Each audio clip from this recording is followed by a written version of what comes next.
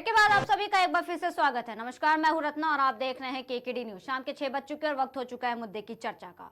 लोकसभा की कार्रवाई एक बार फिर मंगलवार को शुरू हुई, जहां केंद्रीय एजेंसियों के दुरुपयोग, नीट और अग्निपथ जैसे मुद्दों को लेकर विपक्ष ने सरकार को घेरा।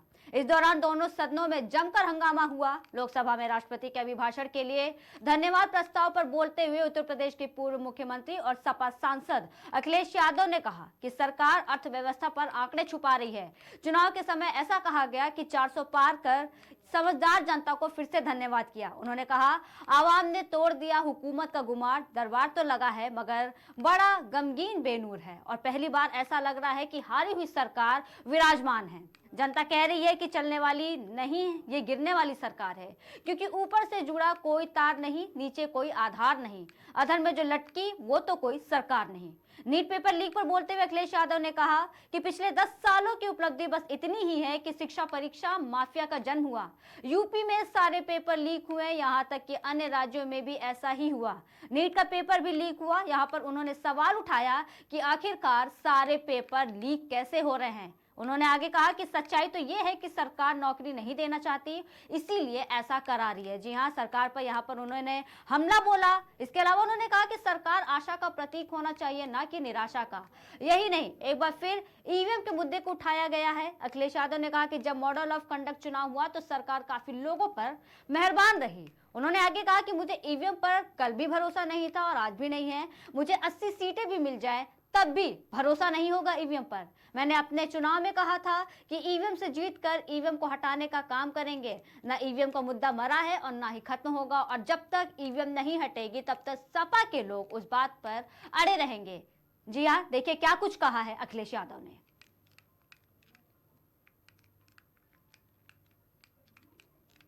उत्तर प्रदेश के सदन में पढ़ा गया एक शेर याद आ गया, जो तब सही था अब और सही साबित हो रहा है। इजाजत हो अध्यक्ष जी तो मैं अर्ज करूं। हजूरे आला आज तक खामोश बैठे इसी गम में, हजूरे आला आज तक खामोश बैठे हैं इसी गम में, महफिल लूट ले गया कोई जबकि सजाई हमने। योगी के लिए, योगी के लिए।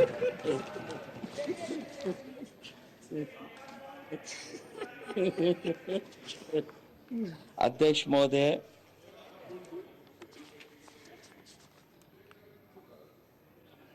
मैं मॉडल ऑफ कंडक्ट जब चुनाव हुआ, लागू हुआ, उस समय मैंने देखा कि कुछ लोगों पर मेहरबान रही सरकार और कमीशन भी। कई, मैं बहुत डिटेल में नहीं जाना चाहता हूं अध्यक्ष महोदय, लेकिन कहीं ना कहीं प्रश्न उस संस्था पर भी लगा है, और अगर उस संस्था पर प्रश्न लगा है तो लगाने वाली सरकार की वजह से लगा है। इसलिए अगर निष्पक्ष होगी वो संस्था तो न केवल हमारा लोकतंत्र स्वस्थ होगा बल्कि हमारे लोकतंत्र और मजबूत दुनिया में दिखाई देगा। अध्यक्ष महोदय, ईवीएम पे मुझे कल भी भरोसा नहीं था, आज भी नहीं भरोसा। मैं 80 की 80 सीट जीत जाऊं तब भी नहीं भरोसा। और मैंने अपने चुनाव में कहा था अध्यक्ष महोदय कि ईवीएम से जीत करके ईवीएम हटाने का काम करेंगे। न ईवीएम का मुद्दा मरा है, न जाएगा खत्म। जब तक ईवीएम नहीं हटेगी हम समाजवादी लोग उस बात पर अड़ग रहेंगे।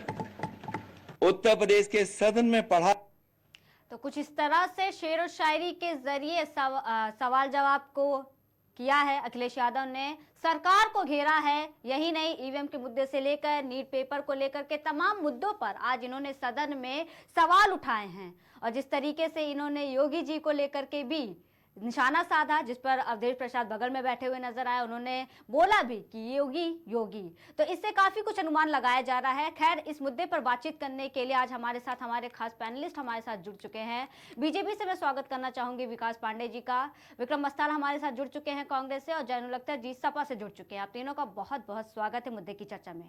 शुरुआत करते हैं विकास पांडे जी आपसे कि जिस तरीके से ये सदन में जो हंगामे हो रहे हैं, क्योंकि हमने देखा था कि कल भी जब राहुल गांधी बोल रहे थे तो राहुल के हिंदू और हिंसा वाले बयान पर सदन में हंगामा भी हुआ था, जहां पर उन्होंने भाजपा को बोला कि भाजपा पूरा हिंदू समुदाय नहीं है और यहाँ सब हिंदू हैं।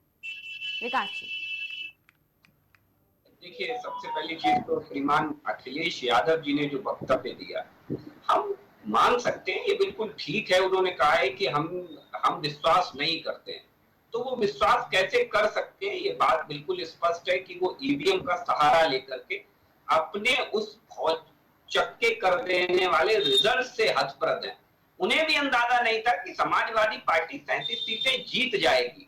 ये ठीक वैसे ही था कि जैसे पूरे वर्ष भर मटर गश्ती करने वाला, घूमने फिरने वाला, खेल कूद में व्यस्त रहने वाला छात्र जब मेरिट लिस्ट में आ जाता है तो उसके पैरों के तले जमीन निकल जाती। वो कह रहा है मुझे तो उम्मीद ही नहीं थी कि हम पास हो जाएंगे, ये हमारे लिए अविश्वसनीय कि हम मेरिट में आ गए। तो ठीक वैसे ही अखिलेश यादव जी की आज ये स्थितियां हैं कि वो 37 सीटों की उम्मीद उन्हें नहीं थी, जो आज 37 सीटें उन्हें मिली हैं, तो वो उस पर अविश्वास प्रकट कर रहे हैं। ये बिल्कुल वैसा ही है जैसा कि एक छात्र के साथ मैंने बताया। दूसरी चीज, संसद की गरिमा तार-तार कर देने मात्र से इस देश के लोकतंत्र की एक तरफ आप संविधान की दुहाई दे रहे हैं। आप विडंबना देखिए, एक तरफ संविधान की प्रतियां ले लेकर जा रहे हैं, दूसरी तरफ उसी संविधान की धज्जियां उड़ाते हुए आप संसद के अंदर ऐसे धार्मिक बयान दे रहे हैं। ये कांग्रेस पार्टी और समाजवादी पार्टी का चाल चरित्र चेहरा है रत्ना जी, कि संसद की गरिमा को तार-तार अब तब कर रहे हैं कि ठीक वैसे ही है कि जैसे मुख में राम और बगल में छुरी की कहावत आपने सुनी होगी। एक तरफ तो आप संविधान की किताब लेकर के घूम रहे हैं और दूसरी तरफ संविधान के विरुद्ध आचरण आप कर रहे हैं। तो ये स्पष्ट है आज समाजवादी पार्टी और कांग्रेस पार्टी के नेताओं को लेकर के। और दूसरी चीज मैं बिल्कुल स्पष्ट कहूंगा कि श्रीमान अखिलेश यादव हो चाहे श्रीमान राहुल गांधी हो, इनका वैचारिक पराभव हो चुका है। ये वैचारिक रूप से बहुत रसातल में जा चुके हैं। सत्ता से मैंने कई बार आपकी डिबेट में ये कहा है, जैसे जैसे सत्ता इनसे दूर जाएगी इनकी भाषा का स्तर और गिरता जाएगा। आप देखिए, अभी तो इन्होंने सीधे कहा है, आप बातों को घुमाएं फिराएं कैसे भी कहें। क्या आप श्रीमान राहुल गांधी जी का वो वक्तव्य कोट करके बता सकती हैं? ये लगता है कि आपकी वो देश के विपक्ष के नेता हैं? ये उनके बयान से क्या ये प्रतीत होता है क्या? एक सड़क छाप व्यक्ति भी, एक गली का जो सामान्य बूथ स्तर का नेता भी उनसे ज्यादा परिपक्वता दिखाता है, जिस अपरिपक्वता का परिचय श्रीमान राहुल गांधी जी ने संसद के अंदर, जो लोकतंत्र का मंदिर होता है रत्ना जी, उसके अंदर जिस तरीके से राहुल गांधी जी ने धर्म को लेकर के, विशेषकर हिंदू धर्म को लेकर के जो टिप्पणी की, वो निश्चित तौर पर निंदनीय है और जितनी भी निंदा की जाए उतनी कम है। हालांकि मैं फिर कहूंगा आपको कि ये कांग्रेस पार्टी का पुराना राजनीतिक आधार है। चाहे श्रीमान नेहरू जी हो, जब सोमनाथ का निमंत्रण नेहरू जी को मिला तो नेहरू जी भी ऐसे ही परेशान हो गए थे और खुद उन्होंने बाकायदा पत्र लिख करके इसकी नाराजगी जाहिर की कि हम इस प्रकार के बढ़ते हुए हिंदुत्व से बहुत परेशान हैं। ये कौन कह रहा था? ये राहुल गांधी जी के नाना जी कह रहे थे, नेहरू जी ये कह रहे थे। तो ठीक वैसी स्थितियां हैं जब दिल्ली के अंदर गौ सेवक प्रदर्शन करते हैं, साधु संत प्रदर्शन करते हैं, तो उनकी दादी श्रीमती इंदिरा गांधी जी गौ सेवकों पर गोलियां चलवा देती हैं। तो वो आज आकर के अगर हिंदू धर्म को लेकर के ऐसी घिनौनी बात करते हैं तो मुझे लगता है निश्चित तौर पर ये बड़ी चिंता का विषय है, क्योंकि वो देश के विपक्ष का लीडर बनने के लिए जितने आतुर थे शायद उनकी आतुरता इसी बात से थी कि वो अपने ही हिंदू धर्म को कटघरे में खड़ा कर सके। ठीक है विकास जी, हमारे साथ इस पर पक्ष रखने के लिए हमारे साथ मौजूद है कांग्रेस के प्रवक्ता विक्रम जी। क्या कुछ कहना चाहेंगे? पहले तो इन्होंने जिस तरीके से कंपैरिजन किया है कि गली के जो नेता होते हैं, सड़क छाप, क्या कुछ कहा है, और फिर जिस तरीके से हिंदू को कटघरे में कहे, क्योंकि विपक्ष की बात करें तो विपक्ष तो यही कहता है कि उन्होंने हिंदुत्व को कुछ नहीं कहा है, बल्कि जिस तरीके से भाजपा हमेशा हिंदुत्व को ला करके राजनीति करती है और जो हिंसा फैलाती है, कहने का मतलब उनका वो था। लेकिन एक बार फिर से एक तरीके का नरेशन तैयार किया जा रहा है। विक्रम जी।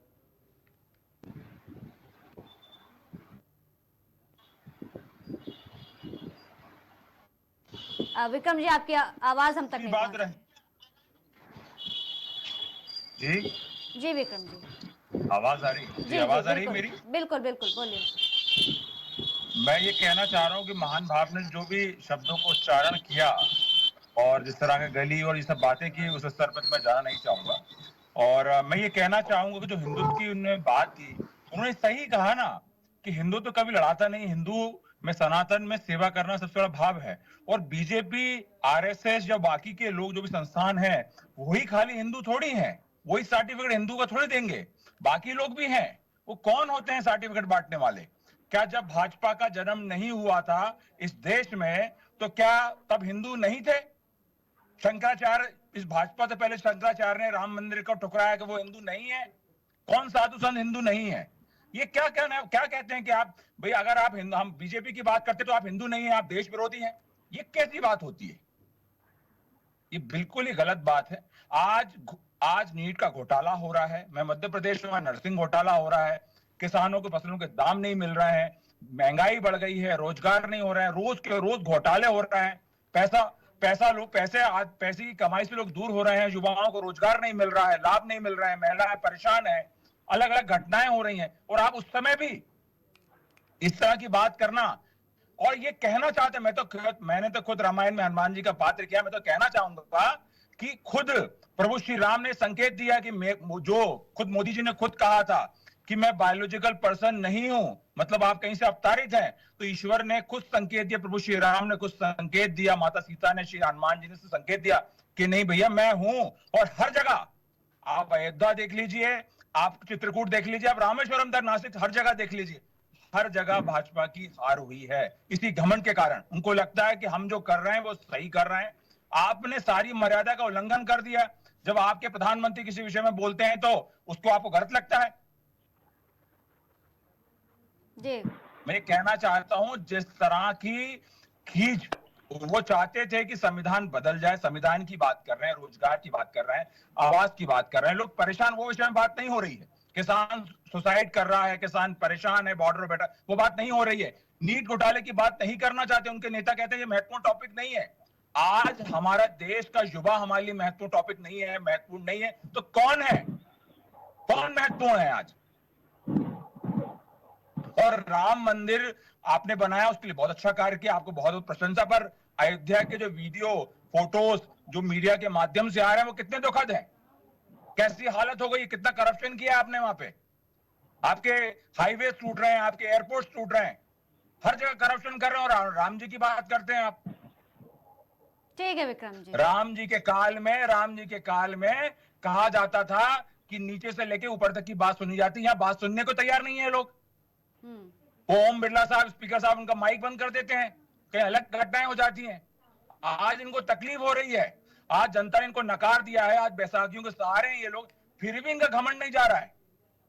ठीक है विक्रम जी, तमाम तरीके के सवाल आपने उठाए हैं। जानू लगता जी मैं आपके पास आऊंगी, लेकिन उससे पहले विकास जी से मैं इन सबका जवाब लेना चाहूंगी। विकास जी, माइक वाला सवाल तो बार बार उठ रहा, आखिर ये जब आप कहते हैं कि यहाँ पे कोई भी शासन नहीं है, सबको बोलने का मौका दिया जाता है, हक है, तो ये माइक आखिर क्यों बंद हो जाता है बार बार? देखिए, क्यों मुद्दों पर बात नहीं की जाती? क्योंकि जब जनता के मुद्दों पर बात की जाती है तो वो ऐसा दिखाया जाता है कि उससे भी बहुत ज्यादा महत्वपूर्ण जो मुद्दे हैं उन पर बात करनी है। वो महत्वपूर्ण मुद्दे क्या हैं आपके हिसाब से, कि बीजेपी ने जो किया है, जो धरातल पर नजर नहीं आ रहा है, उसके बारे में बताना और विपक्ष की बात को अनसुना करना। विकास पांडे जी, देखिए, बीजेपी ने जो किया है वो धरातल पे नजर नहीं आ रहा है, इसका तो आप स्पष्ट रूप से समझ लीजिए ये मुझे लगता है देखने का दृष्टिकोण है अपना अपना, वरना आजाद भारत के इतिहास में मुझे बता दें कि कब कांग्रेस पार्टी लगातार तीसरी बार इतने जबरदस्त सीटों के साथ सत्ता में आई है। 1983 से लेकर के आज तक आप कांग्रेस पार्टी की सीटें उठा करके देख लीजिए, 250 सीटें आई हो तो मुझे बता दीजिएगा आप। और ये वो पार्टी है जिसने आजादी के बाद से लगातार 20 वर्ष तक इस देश में शासन किया, ये वो पार्टी है। तो मुझे लगता है कि कई ऐसी चीजें हैं जिनको लेकर के आप अलग तरीके से सोच सकते हैं। ये हर व्यक्ति का अपना सोचने का नजरिया है, लेकिन यह भी सोचने का नजरिया आपको देखना पड़ेगा कि आज 15 साल के बाद भी कांग्रेस पार्टी कहाँ खड़ी है, 99 सीटों पर आप खड़े। तो ये एक बहुत बड़ा जनता का निर्णय है जिसको लेकर के कांग्रेस पार्टी को स्वीकार करना चाहिए। आप दिक्कत कहां पे है? हम कहते हैं कि आप देश के जुड़े, जनता से जुड़े मुद्दों पर बात करिए, क्यों आप आकर के आते हैं और कभी शंकर जी की फोटो ले आएंगे, कभी हिंदुत्व पर बयान देंगे, कभी आरएसएस पर बयान देंगे। अरे भाई, आप जनता के जुड़े मुद्दों पर बात करिए ना, किसने मना किया है? आप करिए। दूसरी रही बात, अगर आप ये कहती हैं कि माइक को बंद करने की, तो मुझे लगता है ये विशुद्ध रूप से लोकसभा से जुड़ा विषय है। ये लोकसभा स्पीकर इस पे स्पष्ट रूप से अपना मत रख सकते हैं और उन्होंने रखा भी है। मैं चाहूंगा कि आप वो क्लिप निकाल करके चलाइए जहां पर माइक बंद किए गए और उसके बाद लोकसभा के स्पीकर ने उस पर क्या कहा। आज लेकिन विकास जी, स्थिति राज्यसभा में, रत्ना जी लेट मी फिनिश, राज्यसभा के अंदर ऐसी स्थिति बनती है, ये परिवार की महिमा मंडन नहीं तो और क्या कहेंगे। हम तो हमेशा से कहते हैं आप करिए भाई, आपको जो करना है, आपकी पार्टी, आपके लोग हैं, जो मन करना हो वो करिए। राज्यसभा के अंदर बैठ करके किसी पार्टी के राष्ट्रीय अध्यक्ष से बड़ा कोई नहीं होता, और वो भी वो राष्ट्रीय अध्यक्ष जो सोनिया जी से भी उम्र में बड़ा है, जो राहुल जी से तो बहुत बड़ा है उम्र में, और वो कहता है मैं जो कुछ हूं वो सोनिया माता जी की वजह से हूं। राज्यसभा के अंदर आप ये कह रहे हो कि मुझे बनाने वाली सोनिया जी हैं। तो ऐसे किरदार कांग्रेस पार्टी को चलाने वाले हैं कि जो एक परिवार के इर्द गिर्द घूम रहे हैं, तो ये बहुत बड़ा विषय निकल करके हम सबके सामने आया, बहुत बड़ी चीज निकल करके आई है। यही कांग्रेस पार्टी का आधार है। मैं चुनौती के साथ करता हूं डेवलपमेंट। आपने भी तो सरकारें चलाई हैं प्रदेश में, चाहे समाजवादी पार्टी हो, देश में चाहे कांग्रेस पार्टी हो। अरे भाई, मैं चुनौती के साथ कह रहा हूं, राहुल गांधी अपने डेवलपमेंट मॉडल को लेकर के आए और संसद में बहस करें कि हमने इतना दिया इस देश को, बताएं आकर के, और कर ले डिबेट कांग्रेस पार्टी से। नहीं, कभी हिंदुत्व पर बयान देंगे क्योंकि एक वोट आपको चाहिए, इसलिए हिंदुत्व को आप कलंकित करते रहिए। हिंदू आपको सबसे आसान चारा दिखता है जिसपे आप टिप्पणी भी कर लीजिए, चाहे आप हिंदू देवताओं को लेकर के टिप्पणी की बात करें, चाहे आपके सैम पित्रोदा की बात हो, चाहे आपके जॉर्ज सोरोस की बात हो, चाहे आप जजिया कर दोबारा लाने की बात करते हो। ये सब हमने थोड़े ना कहा। आप ये समझने का प्रयास करिए रत्ना जी, ये कह कौन रहा था? क्या हमने कहा उन सबके मुंह में डाल करके कि आप कहिए ये? और अगर वो कहेंगे तो भारतीय जनता पार्टी विरोध करेगी, ये मान करके चलिए। इनकी किसी भी कुनीति का हम समर्थन नहीं करने वाले हैं। मूक दर्शक बन करके इनकी किसी भी कुनीति को देखने और सुनने वाले नहीं है हम। ठीक है विकास जी, ठीक है, हम इसी पे प्रतिक्रिया लेंगे जानू लखतर जी से। जानू लखतर जी, काफी कुछ कहा है विकास पांडे जी ने। उन्होंने कहा है कि अपना अपना दृष्टिकोण होता है चीजों को देखने के लिए। जानू लखतर जी, तो जो सदन में हो रहा है जी, सदन में जो हुआ, कल जो हुआ राहुल गांधी के साथ और आज जो हुआ अखिलेश यादव ने जिस तरीके से तमाम मुद्दों को लेकर के उठाया, क्योंकि अभी हाल ही की बात कर ले तो हाथरस में एक सत्संग के दौरान भी मौत हुई है, भगदड़ हुई है। और ऐसे में एक बार फिर से इस पर मैं विकास पांडे जी आपसे जवाब लेना चाहूंगी, लेकिन उससे पहले मैं जानू लखतर जी से भी जवाब ले लूं। इस पर जो भगदड़ मची है, जिस तरीके का वहां हादसा हुआ, ऐसे में एक बार फिर से प्रशासन पर सवाल उठ रहा है। इतना बड़ा सत्संग था, इतने लोग थे, और मरने वालों की संख्या में सबसे ज्यादा महिलाएं और बच्चे हैं। 3 बच्चे, अभी तक की जानकारी के मुताबिक 3 बच्चों की मौत हुई और 30 महिलाएं हैं। घायलों की बात अभी नहीं की जा रही, लेकिन जितनी भी वहां डेड बॉडीज पहुंचती हैं हॉस्पिटल्स में, सब मर गए। लेकिन अभी तक 120 की ये आंकड़ा अभी तक 120 का भी पहुंच चुका है, जिसमें 75 महिलाएं हैं, सबसे ज्यादा। सोचने वाली बात नहीं है। सरकार को बने हुए अभी 1 महीना भी नहीं हुआ और इस तरीके के हादसे सुनने में आ रहे हैं। क्या कर रही है सरकार? जानू जी। जी पैनल में बैठे हुए सभी साथियों को मेरा नमस्कार। रही बात जो मैडम मुद्दा उठा रही हैं पार्लियामेंट का, कि पार्लियामेंट में जो मैं भी 2 दिन से मैं देख रहा हूं, सबसे पहली तो बात, अभी हमारे भारतीय जनता पार्टी के साथी ने कहा कि कौन रोका है पार्लियामेंट में आपको आम जनता के सवाल पे उठाने के लिए? पूछ रहा है। मैं पूछना चाहता हूं अपने साथी से और भारतीय जनता पार्टी से, आपके सम्मानित चैनल से, कि आप अभी माननीय राष्ट्रीय अध्यक्ष जी ने कहा पार्लियामेंट में, श्री अखिलेश यादव जी ने, कि उत्तर प्रदेश और आपके केंद्र में 61 आपके पेपर लीक हुए हैं, पेपर लीक हुए हैं, और उस पेपर लीक होने का पूरा जिम्मेदारी हमारे राज्य सरकार और केंद्र सरकार की। जो सबसे बड़ा अभी जो पूरे देश में तहलका मचा हुआ है, वो आप देख सकती हैं मैडम, कि नीट का एग्जाम जो है आपने बिहार में, गुजरात के गोधरा में, तमाम जगहों पे, झारखंड में, कहां पे जो है एफआईआर हुए हैं, बच्चे पकड़े गए हैं, जो बच्चे गिरफ्तार हुए हैं, उन्होंने बताया भी है कि हमको 1 दिन पहले पेपर मिल गया था, हमको 2 दिन पहले से रटाया जाता था। तमाम तरह के कहने का मतलब है कि पूरा का पूरा प्रूफ साबित हो गया कि पेपर लीक हो गया, जो हिंदुस्तान की सबसे बड़ी परीक्षा, आपकी एक आईएएस के बाद नीट में बैठने वाले और सबसे महत्वपूर्ण पेपर होता है। तो सरकार जितनी बड़ी रोजगार की बात है, जितनी बड़ी इसकी एजेंसी है, उसमें तो एकदम फेल है। अपना सरकार तो कोई काम ही नहीं कर रही है। इसके अलावा जो अभी भगदड़ का मैटर आप बता रही हैं, जो शासन और प्रशासन का मैटर होता है उत्तर प्रदेश में, हाथरस में हुआ है, यहाँ तक वो अपना मूल काम, हर सरकार का अपना एक जो है कार्य होता है, उसकी एक जिम्मेदारी होती है।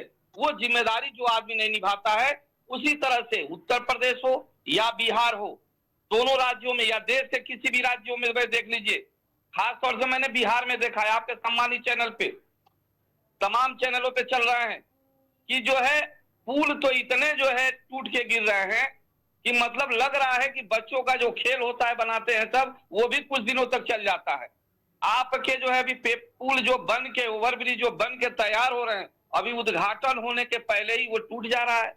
ये सरकार की सबसे बड़ी जिम्मेदारी इन सब चीजों की होती है। इस पे तो ये सवाल होने नहीं देंगे, माइक बंद कर देंगे, इस पे इन्हें बोलने नहीं देंगे, ईडी और सीबीआई का छापा मरवा देंगे, लोकतंत्र का गला घोट देंगे और सवाल करेंगे कि आप जनता के सवाल पे आप बोलते नहीं हैं, आप तमाम तरह के धर्मों में उलझा देंगे। अरे भाई साहब, धर्म से मामला नहीं चलेगा।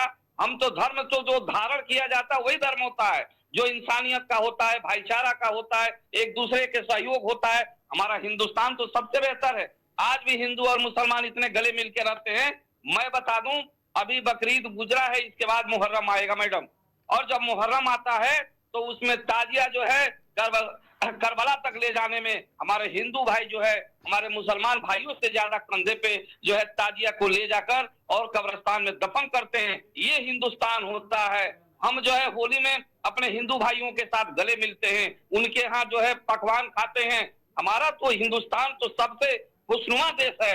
ये तो कुछ चंद लोग हैं जिनका जो है अपनी सत्ता में, अगर जहाँ पे सत्ता में उनकी कुर्सी इधर उधर हिल रही है, वहां जनता को भ्रम में डालकर, आपको इधर उधर की बातें फैलाकर, और वो जो है देश को जो है वो अस्थिर करना चाहते हैं। इस तरह की बातें होती हैं। हम तो यही कहेंगे कि आपको जनता ने बहुत बड़ी जिम्मेदारी दी है। आप सरकार में आए हो, अच्छी बात है। आप अपने दम पे नहीं आए, गठबंधन के दम पे ही आपने भारतीय जनता पार्टी की सरकार बनी है, एनडीए गठबंधन की सरकार बनी है, तो आप मूल रूप से आप काम करिए। मैं आपके सम्मानित चैनल से, मुझे कष्ट भी है क्योंकि मैं भी पेशे से अध्यापक हूं। आपसे मैं बताना चाहता हूं सभी हमारे साथियों से कि मैं देखता हूं, आज मैंने देखा कि लोकसभा के अध्यक्ष माननीय ओम बिरला जी हैं और पप्पू यादव जी जो कांग्रेस के सांसद हैं, वो जो है पार्लियामेंट में सवाल उठाते हैं, उठते हैं, और ओम बिरला जी ने ऐसे सवाल करते हैं, इतना तो हम लोग बच्चों को भी नहीं डांटते हैं। उन्होंने कहा अरे यार बैठ जा, अरे यार बैठ जाओ, बार बार तुम उठते हो, बैठ जाओ। इस तरह का सम्मानित एक सांसद, 4 बार का सांसद, आप भी एक सांसद हैं, और आप इस तरह का बर्ताव, जैसे इतना तो विद्यार्थी के साथ आदमी नहीं करता है। दोनों का सेम रैंक होता है, दोनों की योग्यताएं बराबर होती हैं। आप लोकसभा के सदस्य होते हैं, जो योग्यताएं आपके अंदर माननीय ओम बिरला जी के पास होती है, वही आपका जो है पप्पू यादव के पास भी होती है। एक सम्मानित पद पे आपको माननीय लोकसभा के सदस्यों ने चुन के उस कुर्सी पे बैठाया है। आप कोई स्पेशल कोई पावर आपका सदन में चल सकता है। आपकी भाषा शैली तो ठीक है कम से कम जानवी। इतना होना चाहिए कि ये भी एक हमारे जो है सीनियर जो है सांसद हैं, इनके साथ कैसे बर्ताव करना चाहिए, ये सारे चीज जो है इनको सीखना चाहिए, समझना चाहिए, और आपको देश को आगे बढ़ाने के लिए आपको बात करना चाहिए। ठीक है ऐसा जानवी कोई जी। सवाल आप लोग नहीं कर रहे हैं, ऐसा कोई पार्लियामेंट में बातें नहीं होने दे रहे हैं, ये कोई बात थोड़ी हुआ। अब ठीक ये है जानवी पार्लियामेंट जी, हम ऐसे इस थोड़ी पर चलेगी। प्रतिक्रिया जनता लेंगे। ने विकास आपको पांडे चुनाव जी। जिता के भेजा है। ठीक है जानवी जी मैडम। ठीक है जानूल जी। विकास पांडे जी, काफी कुछ सुना आपने, हाथरस के बारे में हम लोग जिक्र कर रहे थे, और जिस तरीके से सत्संग हुआ वहां पर एक बार फिर से प्रशासन की ओर एक बार फिर से उंगली उठाई जा रही है। अब सवाल ये है कि अगर सदन में फिर विपक्ष ने इस मामले को उठाया तो क्या फिर से माइक बंद कर दी जाएगी? क्या ये कह करके इस मुद्दे से नजर हटा दी जाएगी कि शासन प्रशासन अपनी कार्रवाई कर रही है, पुलिस अपना काम कर रही है, जांच की जा रही है, हमें खेद है, हमें दुख है? एक बार फिर से, क्योंकि जनता का फिर से सवाल है। विकास पांडे जी। देखिए, मैं ये जानना चाहता हूँ विशेषकर आपसे भी, व्यक्तिगत रूप से भी, कि आपके हिसाब से इसमें क्या हो सकता है। आप मुझे बता सकती हो तो कृपया करके अवगत कराने का कष्ट करें। नहीं, क्योंकि देश में इस तरीके की घटनाएं जितनी भी होती हैं, सरकार की जो अपनी जिम्मेदारी होती है, सरकार कोई व्यक्ति नहीं होती, सरकार एक संस्थान होती है मैडम। और जब सरकार काम करती है तो सरकार का एक दायरा होता है, एक तरीका होता है काम करने का, उसके अंतर्गत सरकार काम करती है। आपको मैं एक छोटा सा हादसा और याद दिला देता हूँ। केदारनाथ की वो त्रासदी आपको याद होगी, हजारों लोग, आज भी सैकड़ों लोग लापता हैं, उनका पता भी नहीं लग पाया है, आज भी इतने वर्षों बाद भी आज भी पता नहीं। तो वो त्रासदी, इस तरीके की घटनाएं जितनी भी होती हैं, सरकार की अपनी कोशिश होती है कि उस ऐसी त्रासदी, ऐसी घटनाएं ना हो। और ऐसी घटनाएं ना होने के बाद भी अगर कोई घटना किसी प्रशासनिक लापरवाही से या व्यक्तिगत लापरवाही से होती है तो सरकार उस पर जो न्यायोचित जो कदम होता है उसको उठाने का काम करती है, उस पे आपको रिजल्ट देने का काम करती है। दूसरी चीज, यहाँ पर आपने मैं कहा एक फोन सवाल बंद आपसे कर दो। करना चाहूंगी। ठीक है, जब भी सवाल पूछे जाते हैं कि अगर कोई ऐसे हादसे होते हैं, कई बार आप डिबेट में बैठ चुके हैं और हमेशा आप ये कहते हैं कि जो हो चुका होता है उस पर क्या किया जाए। ठीक है, सरकार एक दायरे में काम करती है, सब कुछ है, लेकिन अभी मैंने इससे पहले मेंशन किया था कि 1 महीना भी नहीं हुआ सरकार को, ठीक है, अब मुद्दों को लेकर के काम किया नहीं जा रहा, और जब धीरे धीरे विपक्ष भी इस पर सवाल उठा रहा है कि वो देख रहा है दिन क्या हो रहा है। इससे पहले जो दिल्ली में एयरपोर्ट का जो हादसा हुआ, गुजरात में हमने देखा, बारिश में जो जितना लोगों को नुकसान हुआ, उन सबको नजरअंदाज कर दिया गया। ठीक है, सदन का भी मुद्दा चल रहा है, सदन में जिस तरीके से विपक्ष बार बार सवाल उठाता है तो उनके माइक बंद कर दिए जाते हैं, और फिर कहा जाता है कि कुछ टेक्निकल खराबी होगी, उस पर भी सवाल उठाया जाता है, तो उनको इस तरीके से बोल दिया जाता है कि बैठ जाओ, तुम बार बार क्यों उठ रहे हैं। आखिर उनका भी तो कोई दायरा होगा ना, आप 4 बार के सांसद हैं जैसा कि जानू लखतर जी ने कहा, तो इस तरीके की हमें नहीं लगती ट्रीटमेंट उनको देने की जरूरत है, आवश्यकता है। ठीक है, एक बात कहने के लिए भी आप उन्हें रोक रहे हैं, और बार बार फिर से यहाँ पर यही मुद्दा उठेगा कि अगर ऐसे हादसे होते हैं तो इसका जिम्मेदार कौन है? क्योंकि हम आपको यहाँ नहीं बोलेंगे सत्ता पक्ष हो चाहे विपक्ष हो, लेकिन हमेशा जब भी सवाल उठता है तो एक दूसरे की कमियां गिनाने चले आते हैं कि मैम ये हुआ था तो वो हुआ था, नहीं, इसका जिम्मेदार कौन है, इसको कैसे ठीक किया जा सकता है? आप इस पर बात करिए विकास जी।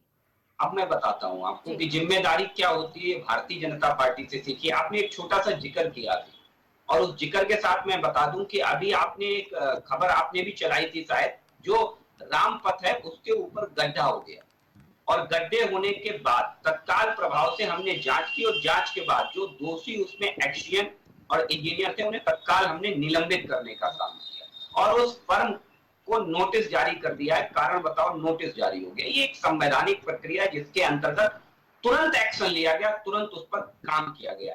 घोटालों को लेकर के आप पहले भी जानती है चीजें क्या होती हैं। आप एयरपोर्ट की बात कर रहे थे, उस गेट नंबर 1 के एयरपोर्ट पर जो टिन शेड जो गिरा है वो 2009 में एक बार और गिरा था वो, और 2009 में किसकी सरकार थी ये भी हम सब जानते हैं। दूसरी चीज, इन सारे विषयों को लेकर के भी सरकार बहुत गंभीरता से काम करती है। ऐसा नहीं है कि सरकार किसी भी प्रकार से ढुलमुल रवैया अपनाए। हमने अगर इंफ्रास्ट्रक्चर, वर्ल्ड क्लास इंफ्रास्ट्रक्चर बनाया है, ये बात आपको माननी पड़ेगी कि ग्लोबल इंफ्रास्ट्रक्चर में आज भारत की सड़कें अमेरिका को टक्कर दे रही, आज भारत का इंफ्रास्ट्रक्चर अमेरिका को टक्कर दे रहा है। ये हमने करके दिया है, और वर्ल्ड क्लास कंपनियां भारत के अंदर काम कर रही हैं, ये हम करके दे रहे हैं। अब आप अगर उसी पहलू को लेकर के दूसरे पहलू से जोड़ करके उसे सरकार की नाकामी से जोड़ते हैं तो सरकार एक व्यापक प्रक्रिया होती है, सरकार एक बड़ा सामूहिक संस्थान है। जिसमें सरकार बड़े निर्णयों के साथ आगे बढ़ती है। 2-3 चीजें आप बार-बार कहती हैं और आप इस बात को नजरअंदाज कैसे कर सकती हैं कि ये वही देश है। जब ईजी ऑफ डूइंग बिजनेस में हमें जब मिला तो 163 में 165वें नंबर पर ये देश था ईजी ऑफ डूइंग बिजनेस में। आज 64 नंबर पर ये देश है, ओनली 64वें नंबर पर। 100 से ज्यादा की रैंकिंग हम नीचे लेकर के आए। हमने काम करना इस देश में सरल किया। जो बाहर की एजेंसियां हैं, जो हमारे अंदर का जो एक सिस्टम है, जो सिस्टम के अंदर फंस करके कई बार व्यापारी, बड़ी कंपनियां काम करने से हताश और निराश हो जाती है, हमने उस सिस्टम को ठीक करके दिया। दूसरी चीज आपने कहा कि बार बार ये जो पेपर लीक का मामला है, निश्चित तौर पर ये बहुत गंभीर विषय है।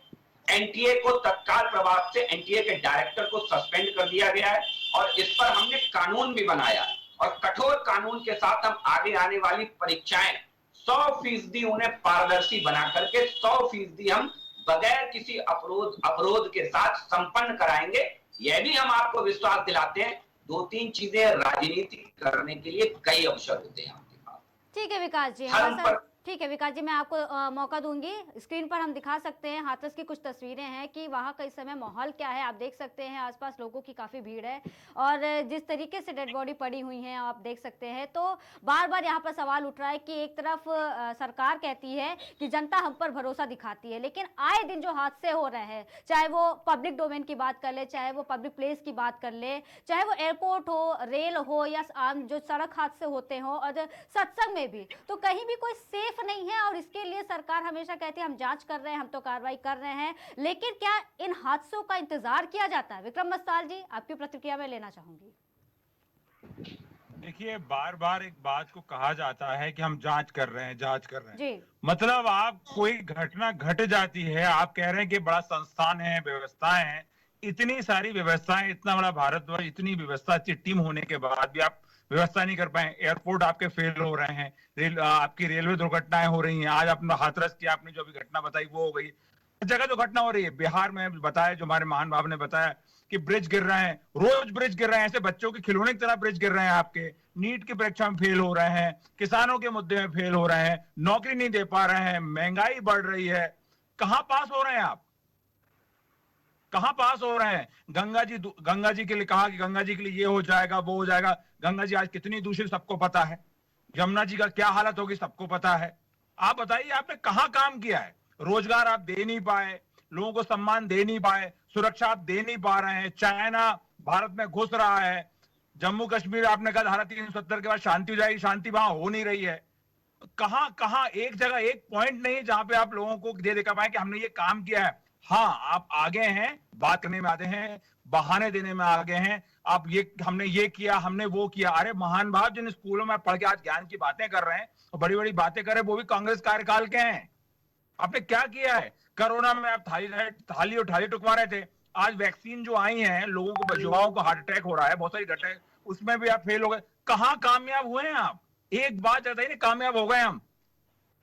और अगर कोई कहता है कि आप देश के मुद्दे नहीं उठाते, भैया नीट का मुद्दा क्या रोजगार का, युवाओं का मुद्दा नहीं है? अग्निवीर का मुद्दा क्या युवाओं का मुद्दा नहीं है?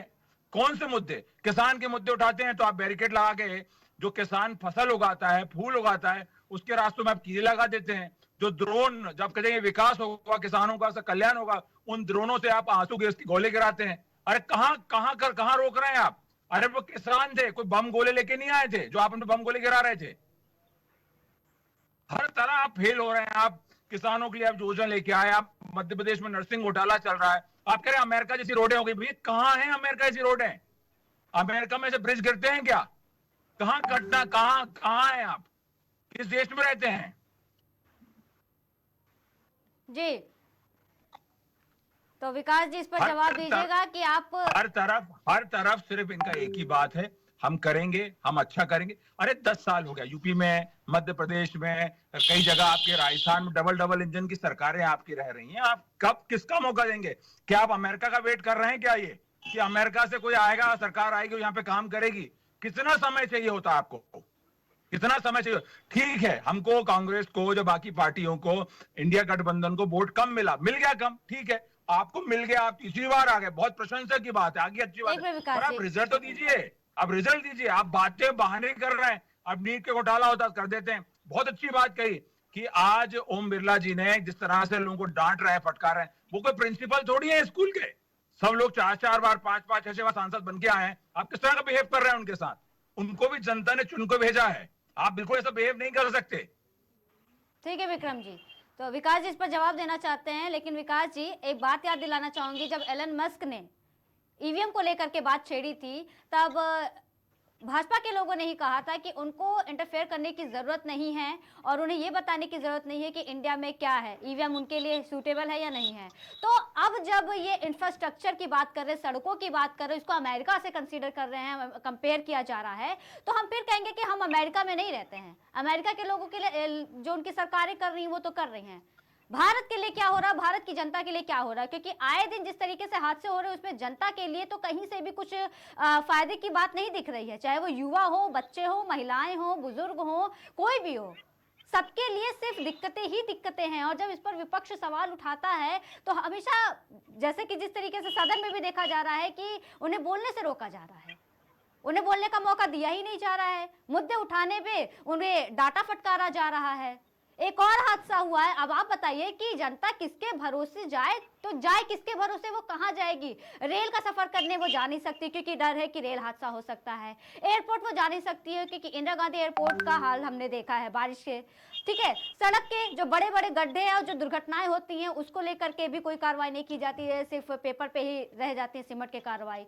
तो जनता जाए तो जाए कहाँ? विकास पांडे जी, देखिए, बहुत अच्छी पिक्चर आपने दिखाई और मुझे लगता है कि इन सारी पिक्चरों में एक पिक्चर धोखे से हम सब मिस कर रहे हैं। कई ऐसी जगह हैं, मुझे बहुत गंभीरता से इस बात को कहने में कोई संकोच नहीं, कई ऐसी जगह हैं, हो सकता है बंगाल में सब कुछ ठीक चल रहा हो सकता है कर्नाटक में बिल्कुल वहां ना महंगाई हो, ना भ्रष्टाचार हो, एकदम सब कुछ each and everything will be smooth, सब कुछ अच्छा होगा, सब कुछ अच्छा हो रहा होगा। अरे भाई, आप अपने गिरेबान में झांकने की अपेक्षा सरकार से आप जो कह रहे हो, केंद्र की सरकार पर उंगली उठा रहे हो, इसी केंद्र की सरकार में आप ये क्यों नहीं कहते कि 10 साल में सब नष्ट हो गया? यानी कि इन लोगों ने बहुत कुछ बनाया था 50 साल शासन करने में, जो केंद्र में भारतीय जनता पार्टी की सरकार आई, इसने सब खत्म कर दिए, रेलवे खत्म कर दिया, एयरपोर्ट सब खत्म कर दिए और गड्ढे हो गए, पूरी सड़कें कहीं बनी नहीं। आपके कहने का यही मतलब है कि अरे तो 70 साल में जो अरे भाई, एक नजर डाल करके देखिए, ये वो देश था जब 5 मेट्रो थी, जब हमें 2014 में सरकार मिली और जब 2024 में आज आप खड़े हैं तो 20 शहरों में मेट्रो चल करके तैयार है, 20 शहरों में मेट्रो। ये आपके चश्मे से नहीं देखेगा। 303 करोड़ डॉलर की फॉरेन रिजर्व था हमारे पास, आज 606 करोड़ डॉलर से ज्यादा का फॉरेन रिजर्व है हमारे पास, दूने से भी ज्यादा। ये अपने आप हो गया, ये आपने क्या आपके ही समय था, दरअसल आपके समय बहुत था, हमने कम कर दिया जनता को। अब बीच में बोला जाए, मैं बीच में नहीं बोला भाई। अग्निवीर को सम्मान मिल रहा है क्या? अरे भाई डरिए मत, अग्निवीर पे सबसे बड़ा झूठ तो आपके युवराज ने बोला। आप केवल बोलने में विश्वास रखते हैं कि अग्निवीर को दर्जा मिलता है, शहीद का दर्जा किसे मिलता है? आप बनाए जा रहे हैं, शहीद का दर्जा भारत में है ही नहीं, संवैधानिक रूप से शहीद का दर्जा ही नहीं मिलता है। क्यों होना चाहिए ये बात? दूसरी चीज, 1 करोड़ रुपए, 1 करोड़ रुपए हम कुछ नहीं शहीद को दे रहे हैं, अग्निवीर शहीद को हम दे रहे हैं। सबसे बड़ा झूठ राहुल गांधी कहाँ बोलते हैं? लोकतंत्र के मंदिर में खड़े होकर के बोलते हैं राहुल गांधी। नहीं दिखाया गया है, अब बीच में बुलवाएंगे रत्ना जी आप तो दिखाते प्रमाण। अरे भाई डरिए मत भाई, मैं भी बीच में बोल सकता था, मैं भी बीच में बोल सकता था, लेकिन डरपोक लोगों को बोलने से पहले सोच लेना चाहिए कि भाई जब आप इतना बोले हैं तो जवाब भी देना सीखिए ना, कम से कम जवाब भी दीजिए, हम मानते हैं कि जवाब भी दीजिए। आपने राजस्थान ने पीएचडी कर ली थी पेपर लीक में, कितना आपने काम किया पेपर लीक को लेकर के? हमारे यहाँ जब पेपर लीक होता है तो माफिया की तरह कार्रवाई होती है पेपर लीक करने वाले के एक करके बोलिए विक्रम जी, एक करके। अरे भाई एक करके जी, विकास जी आप अपनी बात मतलब चुनाव जीतना और चुनाव का काम करना ही आपका मतलब? अरे मेरे दोस्त सुनो धैर्य से, केवल बोलने की आदत इसीलिए तो बिरला ने डांटा था। और क्यों डांटा था बिरला ने? संसद चलाने की जिम्मेदारी लोकसभा स्पीकर की होती है, लोकसभा स्पीकर की होती है। अभी हमारे बीच में एक हमारे साथी पैनलिस्ट बैठे हैं, कह रहे थे हम टीचर हैं खुद, और जब टीचर है तो ये भी पता होना चाहिए कि कोई छात्र अगर बीच में ऊधम करता है क्लास में तो उसे डांट डपट के बैठाला भी जाता है, बैठाला भी जाता है। तो जब एक तरफ आप वही बात अपनी बात स्वयं काट लेते हैं, तो स्पीकर की अपनी जिम्मेदारी और संसद चलाना एक संवैधानिक प्रक्रिया है, उस प्रक्रिया के अंतर्गत करता है, जो अधिकार छात्र बैठे हुए स्पीकर को प्राप्त है उनका उपयोग करता है चलाने के लिए। ये बात आप ध्यान रख करके सुन लीजिए। पेपर लीक हो रहे हैं, छात्रों की बात करते हैं आप लोग। अरे भाई पेपर लीक, आपके राजस्थान ने पीएचडी कर ली थी पेपर लीक में। इसी उत्तर प्रदेश के अंदर लेखपाल भर्ती का पेपर लीक हुआ था, आप याद कर लीजिए। इसी उत्तर प्रदेश के अंदर आपको यादव सिंह याद होंगे, यादव सिंह याद होंगे आपको कि वो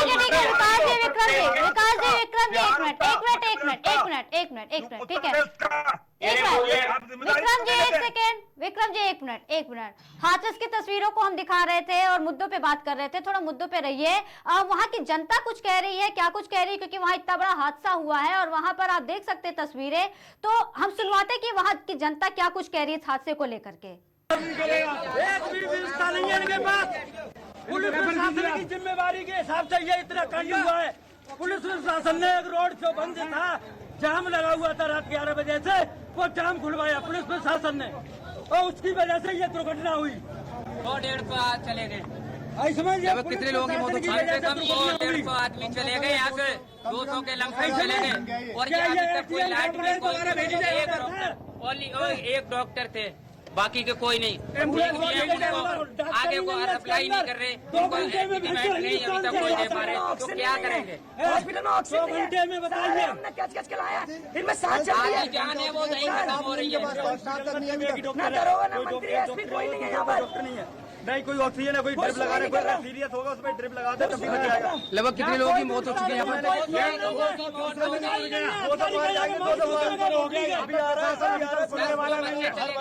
1.5 घंटा हादसे को हो गया, अभी का कोई सीनियर ऑफिसर यहाँ पे मौजूद नहीं है, न कोई सीनियर डॉक्टर है यहाँ पे। सीएमओ साहब अभी तक आए नहीं है। 200 मौतें लगभग हो चुकी है, कोई सुनने वाला नहीं है, कोई रेफर करने वाला नहीं है। एक भी व्यवस्था नहीं है इनके पास। तो आपने सुना, विकास जी आपसे ही सवाल लेंगे। काफी दुखद घटना हुई है हाथरस में और आप लोगों के चेहरे देखकर ये अंदाजा लगा सकते हैं कि जिन्होंने अपनों को खोया है वो इस समय कैसे अपने आप को संभाल रहे होंगे, क्योंकि पहले तो यह हादसा हुआ 1.5 घंटा हुआ, कोई भी उनकी सुध लेने नहीं पहुंचा है, कोई प्रशासन वहां पर मौजूद नहीं, किसी तरीके की व्यवस्था नहीं की गई। और हॉस्पिटल्स पहुंचते हैं तो कोई सीनियर डॉक्टर्स नहीं है, सीएमओ नहीं है। ये किस तरीके की व्यवस्था है जनता के लिए? विकास पांडे जी, कोई हादसा होता है तो उसके लिए हॉस्पिटल्स जाते हैं, उसके लिए प्रशासन की तरफ लोग भागते हैं, लेकिन वहां भी कोई मदद मुहैया नहीं करवाई जाती। अब इस पर क्या कहेंगे विकास पांडे जी आप? इसके बाद विक्रम जी मैं आपको मौका दूंगी बोलने के लिए, उसके बाद जानू लगता जी मैं आपसे भी यही सवाल रहेगा, इस पर मैं प्रतिक्रिया लूंगी। विकास पांडे जी जवाब। बहुत दुखद घटना है, बिल्कुल अभी ये थोड़ी देर पहले घटना हुई है, तो इसके विषय में बहुत ज्यादा जानकारी नहीं है, लेकिन निश्चित तौर पर बहुत बड़ी घटना है। और मुझे लगता है कि इस घटना ने हम सबको झकझोर के रखा है और भगवान ईश्वर उन पुण्य आत्माओं को अपने श्री चरणों में स्थान दे और घायलों को अतिशीघ्र स्वस्थ करे। रत्ना जी, ये निश्चित तौर पर बहुत दुर्भाग्यपूर्ण घटना है। प्रशासन को ऐसे स्थानों पर सतर्कता बरतनी चाहिए जहां किसी भी प्रकार का सार्वजनिक आयोजन है।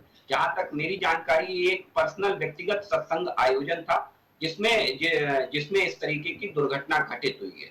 निश्चित तौर पर फिर भी अगर किसी प्रकार का एक सामूहिक आयोजन हो रहा है जहां इतनी बड़ी संख्या में लोग इकट्ठे हो रहे हैं, तो प्रशासन को भी सतर्कता बरतनी चाहिए। और निश्चित तौर पर इस पर माननीय सीएम योगी विकास जी कहीं ना कहीं आप ये बात मानते हैं कि जब इतना बड़ा सत्संग है तो वहां पर प्रशासन को अलर्ट रहना चाहिए, तो ये आप मानते हैं कि प्रशासन की गलती है यहाँ पर?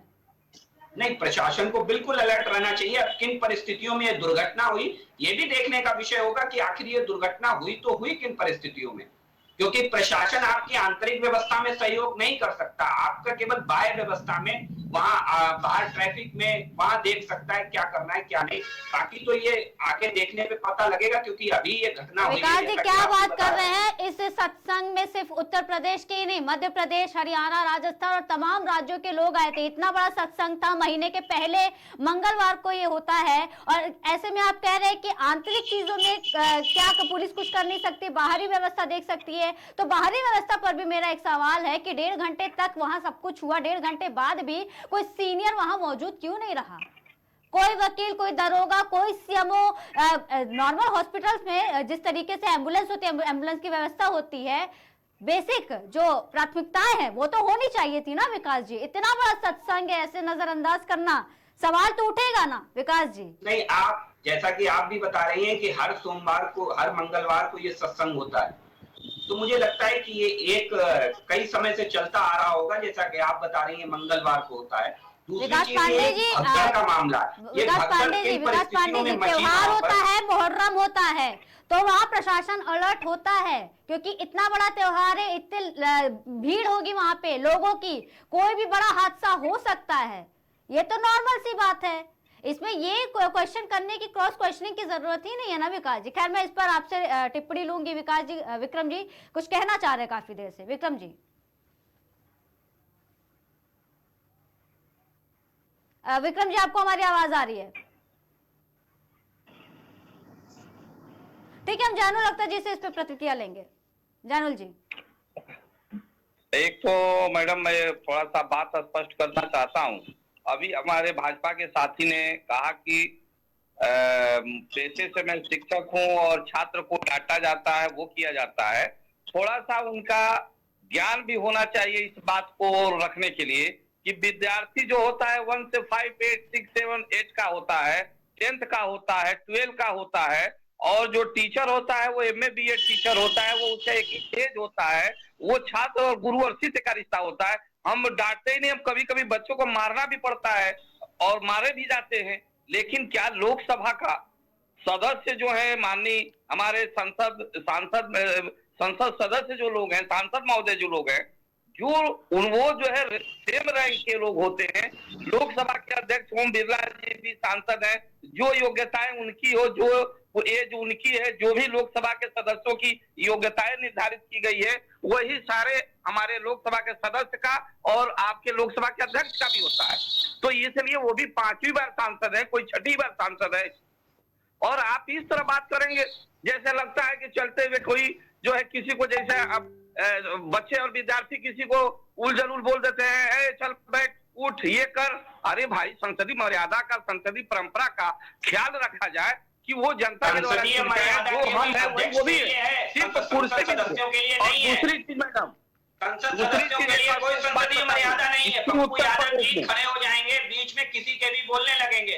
कोई संसद सदस्य अगर गैर आचरण करता है तो उसमें कोई छूट है, लेकिन ये आचरण, ये जो आचरण की बात है, ये केवल अध्यक्ष के लिए लागू है। यही तो दोहरा चरित्र है भाई, यही तो कांग्रेस का दोहरा चरित्र है कि आचरण अगर लागू है तो वो अध्यक्ष के लिए लागू है, तो वो भाजपा के लिए लागू है, ना कांग्रेस के लिए लागू है, ना पप्पू यादव के लिए लागू है। अरे भाई, उनके ऊपर आचरण लागू नहीं है। संसद की कार्यवाही चलने का मुझे लग रहा है कि जानकारी का अभाव आपको है श्रीमान जी। आपको पता ही नहीं संसद की कार्यवाही कैसे चलती है, उसकी योग्यता बताती है कि आपकी भाषा कुछ कहना चाह रहे हैं? एक मिनट, समय हमारे पास सीमित है।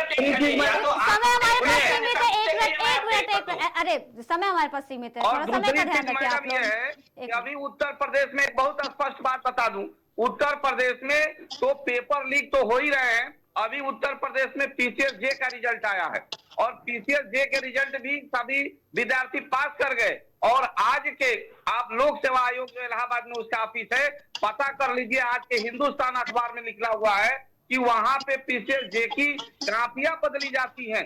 इस तरह तो छोटे परीक्षाओं में भी नहीं होता है, कापियां बदली जाती हो, जितना PCS J के एक मजिस्ट्रेट जो आके आपका न्याय देगा जनता का, वो जो है न्यायपालिका में जो है बैठेगा, जनता के जो है अन्याय और न्याय के खिलाफ जो है वो फैसला देगा, वो भी जो उनकी भी कापी बदल दी जा रही है, उनका कापी बदल के उनको रिजल्ट दे दिया जा रहा है। वो क्या न्याय कर पाएंगे? ठीक है जानू जी, कैसा प्रशासन है? ठीक है जानू जी, हमारे पास वक्त, जानू जी वक्त की पाबंदी है हमारे पास। विक्रम जी से मैंने एक सवाल किया था, विक्रम जी उसका जवाब दीजिए, थोड़ा जल्दी दीजिएगा उसका जवाब जी। मैं ये कहना चाहता हूं कि जो उन्होंने कहा कि वहां पर व्यवस्था हो गई, पहले सबसे पहले तो बहुत दुखद घटना हुई जो सुनने में आ रही है जी। और मैं ये कहना चाहता हूं कि वहां पे DM परमिशन देते हैं, ये कैसी बातें कर रहे हैं? DM परमिशन देता है, अधिक मेडिकल स्टाफ वहां रहता है, इतना कार्यक्रम होता है, आपने परमिशन क्यों दे दिया? आपने अगर आप व्यवस्था नहीं संभाल सकते, लोग इतने आपके जो शासन प्रशासन में लोग इतने निर्भय हो गए हैं, इनको जनता की परवाह नहीं है, इतना बड़ा कार्यक्रम हो रहा है, कह रहे हैं कि इन हाउस कुछ प्रॉब्लम हो गई, ये कैसी बात करते हैं आप लोग? उसमें भी ये नहीं कह रहे हैं कि मुझे लग रहा है आपको पता नहीं है, क्षेत्र है टर्म्स ऑफ कंडीशंस के अकॉर्डिंग परमिशन दी जाती है। आपने कभी कोई कार्यक्रम करवाए नहीं है, आपने कोई कार्यक्रम करवाए नहीं है। टर्म्स ऑफ कंडीशंस के अकॉर्डिंग परमिशन दी जाती है। तो वो क्या टर्म्स ऑफ कंडीशन थी, बगैर उसे जाने आप ऐसी टिप्पणी ना करें। तो बात नहीं करता हूँ, आप बीच में आप ऐसी टिप्पणी ना करें कि जिलाधिकारी ने एसडीएम परमिशन देता है। पहली बात तो जिलाधिकारी नहीं देता है, एसडीएम संबंधित एसडीएम परमिशन देता है। मेरे व्यवस्था के बिल्कुल ना शांत और संबंधित एसडीएम ने किन परिस्थितियों में परमिशन दी, ये अगला विषय है। अभी दुर्घटना हुए कुछ ही क्षण हुए हैं, तो इसमें आगे पता लग जाएगा कि किन परिस्थितियों में दुर्घटना हुई है। परमिशन देंगे एसडीएम। आप क्यों नहीं कहते कि एसडीएम कलेक्टर को सस्पेंड किया जाए? आपको कहने में भी शर्म आ रही है। अरे भाई, आपको पता ही नहीं, आपने कभी कोई कार्यक्रम किया ही नहीं है। कार्यक्रम की टर्म्स ऑफ कंडीशन के अकॉर्डिंग परमिशन दी जाती है। एसडीएम हो, कलेक्टर हो, कमिश्नर हो, इनका काम है जनता की सेवा करना। अगर जनता की सेवा नहीं कर पा रहे हैं तो क्यों रखना है एसडीएम कलेक्टर को? सस्पेंड करिए, सरकार आपकी है वहाँ पे। कितने एसडीएम आपने हटा दिए थे जब जोधपुर में घटना हुई थी? आपकी नाक के नीचे घटना हुई थी जोधपुर में, कितने आपने हटा दिए थे? कितनों पर कार्रवाई की थी? जरा बता दीजिए, जरा बता दीजिए। अपने गिरेबान में झांकने की आपकी हिम्मत नहीं है, अपने गिरेबान में आप झांकना नहीं चाहते।